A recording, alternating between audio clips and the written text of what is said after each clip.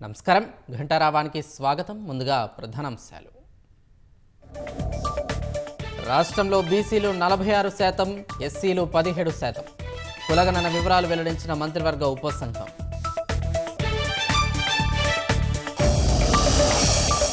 సర్వేతో సమాజంలో విప్లవాత్మక మార్పు వస్తుందన్న సర్కార్. నివేదికపై ఈ నెల 4న శాసనసభలో స్వల్పకాలిక చర్చ.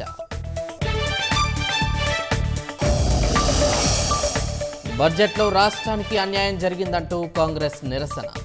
అన్ని పార్టీలు ఏకతాటిపైకి రావాలని పిలుపు.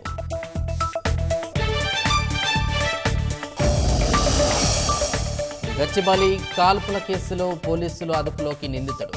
జల్సాలకు అలవాటు పడి నేరాలు చేసినట్లు వివరణ.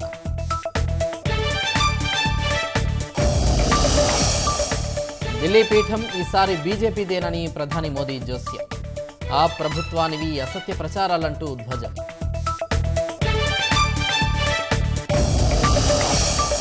అక్రమ రవాణా అరికట్టడానికి అగ్రరాజ్యం కొత్త సుంకాలు.